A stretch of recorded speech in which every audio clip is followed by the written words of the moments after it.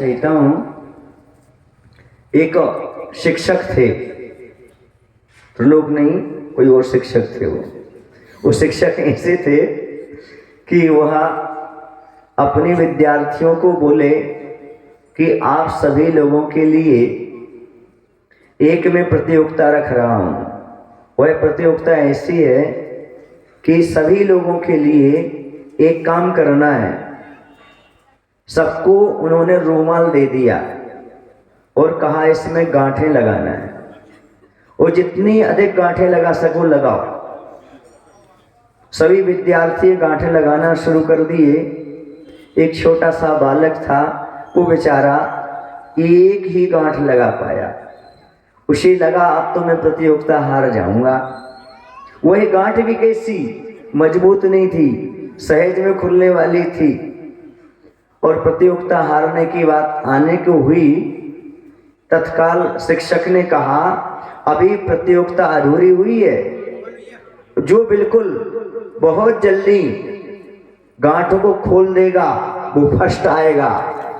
जिन्होंने सबसे ज्यादा गांठें लगा ली थी वो खोल नहीं पाए, बच्ची ने बहुत जल्दी गांठ खोल दी और प्रतियोगिता में पास हो गया।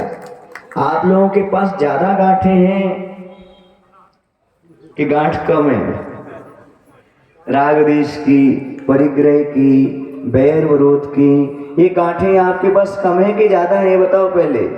प्रतियोगिता में वह नहीं जीतते, जीवन की प्रतियोगिता में वह नहीं जीतते जो कि गांठें ज्यादा लगा लेते हैं, बल्कि वो जीतते हैं जो या तो गांठें लगाए ना, और लगाए तो बहुत जल्दी खोल देते हैं। यदि गांठ नहीं खुलती हैं तो प्रतियोगिता में अधूरी प्रतियोगिता मानी जाती है, अधूरा जीवन माना जाता है। पूरा जीवन जीना चाहते हो तो या तो गांठ लगाओ, नहीं लगा रहे हो तो उसे जल्दी खोलने का प्रयास करो। देखो, आपके शरीर में कोई गांठ पड़ जाती है तो आप ऑपरेशन कराते हो, उसको जल्दी बाहर निकालते हो। क्यों?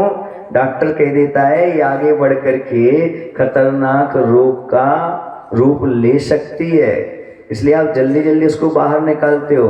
लेकिन आपने कभी सोचा आपके मन में कितनी गांठें पड़ रही हैं? हाँ, वह कौन से रोग को बढ़ाएगी? उस संसार के रोग को बढ़ाने वाली है, नरक निगोद में जाकर के सड़ाने वाली है। इसलिए इस बात का भी ध्यान रखना चाहिए कि हमारे मन के अंदर कोई ऐसी गांठें ना आ जाए, चाहे वो बैर विरोध की हो, चाहे वह क्रोध की हो, चाहे राग द्वेष की हो, इन सब चाहे परिग्रह की हो, इन सब गांठों को छोड़ने का प्रयास करना है और हिल मिल करके सबके साथ रहना है। यदि हमारे अंदर ये गांठें पलती रहती हैं तो ना हमारे अंदर धर्म आता है और न धर्म की प्रभावना हो पाती है। अच्छा ये बताओ, किसी रूमाल में गांठ लग जाए तो क्या होता है? क्या सुकड़न आ जाती है? सीधा बोलो ना। कि रूमाल में गांठ लग जाती है तो रूमाल बोना पड़ जाता है, छोटा हो जाता है। इस प्रकार जिसके जीवन में राग द्वेष की गांठें आ जाती हैं उसका व्यक्तित्व बोना पड़ जाता है। जो गांठ रहित जीवन होता है उसका व्यक्तित्व उच्च होता है, अच्छा होता है, सुंदर होता है। अपने जीवन के व्यक्तित्व में यदि आप दाग ना लगाना चाहते हो, बोना ना बनाना चाहते हो तो ध्यान रखो, कोई गांठ को मत रखो। गांठ को रखने वाला छोटा हो जाता है, बड़ा नहीं होता। बड़े वो होते हैं जो जीवन में कोई गांठ नहीं रखते, भले हल्के भी काम ना हो।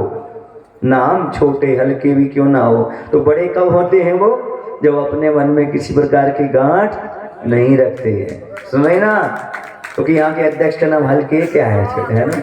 हाँ, छोटे छोटे। हाँ, तो छोटी छोटी भी रखते हो तो वह बड़ा हो जाता है। इसलिए कभी भी कोई गांठ ना रखे, वही अपने आप में भले नाम छोटा हो, हल्का हो, पर बड़ा हो जाया करता है। और जिसके पास गांठें होती हैं वो बड़ा हो करके भी कैसा हो जाता है? हल्का हो जाता है। इसलिए हमें समझने की आवश्यकता है कि अपने जीवन में किसी प्रकार की गांठ ना रखें। दूसरी बात आपको बता दूं, यदि गांठ लग जाती है, ये सबसे बड़ी दिक्कतें हो जाती है, वह कपड़ा साफ नहीं होता। पूरी सफाई करने के लिए गांठ खोलना जरूरी है। वैसे अपनी आत्मा की सफाई नहीं होती यदि गांठ रहती है तो।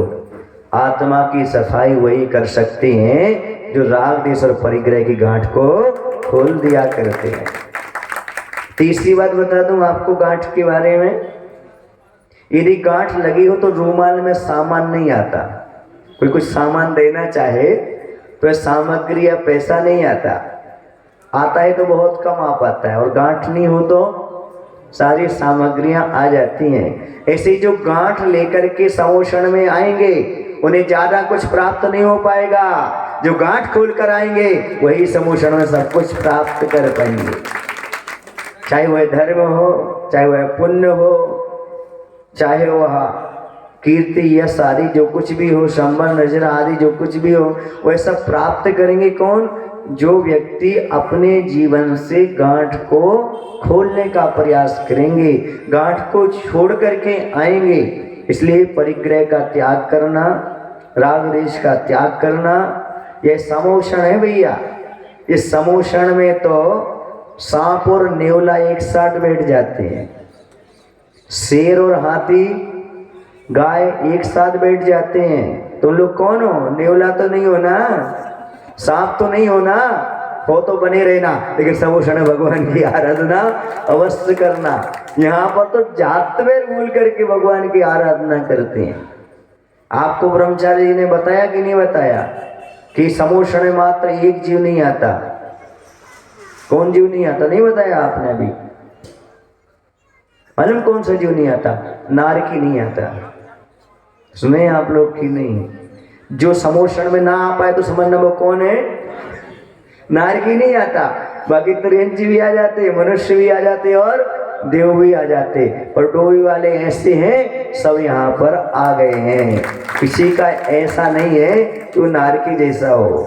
उसका तो बहुत दुर्भाग्य होगा जो व्यक्ति अस्वस्थ होगा और समोषण में प्रवेश नहीं कर पाएगा या फिर डोबी के बाहर होगा। बाकी सभी लोग आकर के भगवान की आराधना कर रहे होंगे, कर रहे हैं। कहने का तात्पर्य है, अगली बात मैं आपको ये बता दूं, यदि उस कपड़े में गांठ लग जाती है, क्या लग जाती है, तो आप चेहरा साफ करना चाहो तो चेहरा साफ नहीं होता, अर्थात उसकी कार्य क्षमता कम हो जाती है। रूमाल में गांठ लग जाए तो उसकी कार्य क्षमता कम हो जाती है। उसी प्रकार जो गांठ लेकर के भगवान की भक्ति आराधना करते हैं उन्हें तो पुण्य तो मिलता है पर उनकी कार्य क्षमता कम हो जाती है। थोड़ा सा पुण्य मिलता है, जितना मिलना चाहिए उतना पुण्य उनको उपलब्ध नहीं हो पाता। इसलिए हमें इस बात को समझने की आवश्यकता है कि हमारा जीवन गांठ रहित हो, तब हमारा जीवन उज्जवल और पवित्र बन सकता है। मैं भगवान से प्रार्थना करता हूँ, भगवान ये जो घट यात्रा इन लोगों की प्रारंभ हुई ये इनके अंतर्घट की यात्रा बने, अर्थात इन्हें आत्मा से परिचय कराने के लिए यह यात्रा बने। और आचार्य भगवंत के सानिध्य में बहुत बड़ा संघ उपस्थित हो रहा है कुंडलपुर में। आपको पता है वहाँ पर सब कार्य निर्विघ्न संपन्न हो और सभी साधु त्यागी व्यक्ति स्वस्थ रहें, इसलिए यहाँ पर महायज्ञ का अनुष्ठान चल रहा है। यहाँ से बैठ करके आप भावना भाइये वहाँ पर सब कुछ निर्विघ्न संपन्न हो, क्योंकि भावना भवनाशनी हुआ करती है और भावना भववर्धनी होती है। जैसी हम भावना भाते हैं वैसा हम सभी को उपलब्ध होता है और आगे जो कार्यक्रम हो उन सब में हम सभी लोग स्वस्थ होकर के वहाँ तक पहुँच सकें और वहाँ पर बड़े बाबा के चरणों में, गुरु के चरणों में आनंद ले सकें। ऐसी यहाँ बैठ कर के आपको भगवान के चरणों में प्रार्थना करना है, आराधना करना है, भक्ति करना है। और सबसे बड़ा तो आपको एक लाभ और होने जा रहा है कि आप लोग यहाँ पर संगमरमर के पत्थर का मंदिर का निर्माण कर रहे हैं, तो आपकी जो धन होगा उससे अभी आपको तो लाभ प्राप्त होगा ही होगा कि आप इंद्र बन करके भगवान की उपासना कर रहे समोषण में, लेकिन वो धन जो होगा वह मंदिर के निर्माण में उपयोग में हो जाएगा। तो आपको बहुत सारे लाभ होंगे।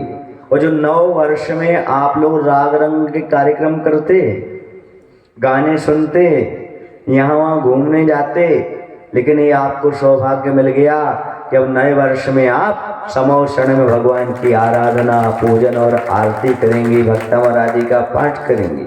तो आपको बहुत सारे फायदे हो रहे हैं, बहुत सारे लाभ आपको प्राप्त हो रहे हैं, एक के साथ साथ बहुत सारे। और वर्तमान में जो कोरोना की बात चल रही है, इस बीमारी में वृद्धि ना हो, वहीं पर समाप्त हो और जो भी इससे सुरक्षित रहा आए, इसलिए हम भगवान की आराधना और उपासना कर रहे हैं। सभी सुखी हों, सभी निरोगी हों, इस प्रकार की भावना को लेकर के यह अनुष्ठान किया जा रहा है। सारे नगर में, सारे देश में सुख शांति की उपलब्धि हो सके, सभी लोग शांति का अनुभव कर सके और आगे ज़्यादा किसी प्रकार की गड़बड़ी ना हो, ऐसी भावना के साथ आप सभी लोग यहाँ पर भगवान की भक्ति कर रहे हैं। एक बात हमेशा याद रखना, कोई भी कार्य सफल होता है उसमें 2 चीज़ों का महत्व होता है। बताओ कौन सी 2 चीज़ों का? पहला तो अनुशासन और दूसरा समय। आप समय से आएंगे, समय से काम करेंगे तो ठीक है। आज तो हमने क्षमा कर दिया, क्या कर दिया? कल समय से सारा काम होना चाहिए। जितने समय जो काम है उतने समय काम करोगे तो आपके लिए सफलता मिलेगी, सराहना भी मिलेगी, सहयोग भी मिलेगा। इसलिए समय पर प्रत्येक कार्य करना चाहिए। समय का ध्यान रखना, भले यहाँ पर घड़ी नहीं लगाई आप लोगों ने, लेकिन फिर भी समय का ध्यान रख करके चलना, क्योंकि घड़ी पहनने का और घड़ी रखने का मात्र एक ही उद्देश्य हुआ करता है, वह है प्रत्येक कार्य को समय पर संपादित करें। यदि आप समय पर संपादित करते हैं तो आपके घड़ी पहनने का कोई मायना हुआ, और यदि आप समय पर नहीं करते तो घड़ी पहनने का कोई मायना नहीं होता। दूसरी चीज ये है, पता है कौन सी दूसरी चीज है? अनुशासन। आपको जैसा कहा जाए वैसा कार्य करना है, अपने मन से कोई कार्य नहीं करना। उससे आपके कार्यक्रम में क्या बोलते हैं आप लोग? 4 चांद बोलते हो। वैसे जम्बू द्वीप में 2 ही चांद और 2 ही सूर्य होते हैं, फिर भी आप लोग 4 चांद कहाँ से लगा देते हैं ये नहीं पता। तो 4 चांद लगेंगे यदि आप लोग समय से सारा का सारा कार्य करना चाहेंगे तो। और ये दोनों कार्य आप करें, समय का ध्यान रखें और अनुशासन का ध्यान रखें। गुरु महाराज के आशीर्वाद से, उनकी कृपा के छांव तले यह कार्य संपन्न हो रहा है। मैं कहा करता हूँ, हर बशर की कामयाबी अब उन्हीं के हाथ है। हर बशर की कामयाबी अब उन्हीं के हाथ है। हर मुसीबत दूर रहती जिनके सिर पर गुरु का हाथ है, जिनके सिर पर गुरु का हाथ है। गुरु की कृपा जिनके ऊपर बरस जाती है वह सारा का सारा काम निर्विघ्न हो जाता है। गुरु महाराज को अपन यहीं से स्मरण करते हुए, परोक्ष में आशीर्वाद लेते हुए उस कार्य को अंजाम दे रहे हैं। क्योंकि अभी आप समझ रहे हैं कुंडलपुर में बहुत रस है, आनंद बरस रहा है, बहुत भीड़ है। अभी आप लोगों का वहाँ तक पहुँचना मुश्किल है। हाँ, विधान के बाद जरूर जाना और गुरु महाराज के चरणों में नमोस्तु निवेदित करना और अपनी भावना रखना। यहाँ पर हम जो कुछ भी कार्य करने के लिए जा रहे हैं, गुरु महाराज की कृपा से करने के लिए जा रहे हैं। और आपके सामने अभी 2 ब्रह्मचारी हैं, उनकी बात को आपको मानना है। क्योंकि अब हम आपको नहीं डांटेंगे, आपसे कुछ नहीं कहेंगे, किनसे कहेंगे? हाँ, इसलिए आप लोगों को उनकी बात मानना है, समझ रहे आप लोग की नहीं। और बात मानते हुए कार्य को निर्विघ्न संपन्न कराने का भाव रखना है। वैसे यहाँ पर पहला दिन था, फिर भी पानी गिरने के उपरांत भी सारी व्यवस्थाएं हो चुकी हैं और भगवान का समोषण लग चुका है। अब आपके लिए 1 वर्ष तक समोषण में आराधना करना है। कितने वर्ष तक? 1 वर्ष तक क्योंकि ये समोषण लगा हुआ है, 1 वर्ष तक चलेगा पूरा समोषण। कहाँ तक चलेगा? 2021 दिसंबर में लगाया है और 2022 जनवरी तक चल रहा है। पूरा 1 वर्ष तक आप भगवान की क्या करेंगे? आराधना करेंगे। और 31 तारीख को आपको राग रंग में नहीं फंसना, यहाँ आकर के रात्रि में क्या करना है? भगवान की भक्ति करना है। और भगवान की भक्ति करते हुए ही प्रातः काल हो, ऐसी भावना रखना। आपका पूरा 1 वर्ष भगवान की भक्ति करते हुए व्यतीत हो। बहुत कम योग मिलता है, और अभी तो बहुत कम योग मिल रहा है, क्योंकि सब साधु संत कहाँ जा रहे हैं? आचार्य पास। ये तो आप लोगों का पुण्य है। थोड़ा स्वास्थ्य ठीक ना होने से भी मैं रुका हुआ हूँ, और आप लोगों को लाभ नए वर्ष में यहाँ पर मिल रहा है। बहुत कम जगह ऐसे जो साधु संतों के सानिध्य में नया वर्ष मनाया जा रहा है, तो आप लोगों के लिए लाभ प्राप्त हुआ है। इसका अच्छे से लाभ लें और पुण्य का अर्जन करें। बोले महावीर भगवान की जय। आचार्य गुरुदेव भगवान श्री विद्यासागर जी महाराज की जय। बोलो हे प्रभु, हम सभी को इतनी शक्ति, इतनी बुद्धि देने की कृपा करो, ताकि हम सभी लोग तन मन धन से समर्पित होकर के प्रभु की आराधना, प्रभु की भक्ति लगातार 1 वर्ष तक कर सकें। नमोस्तु भगवान। आचार्य विद्यासागर जी महाराज की, पूज्य मुनि श्री कुंदू सागर जी महाराज की।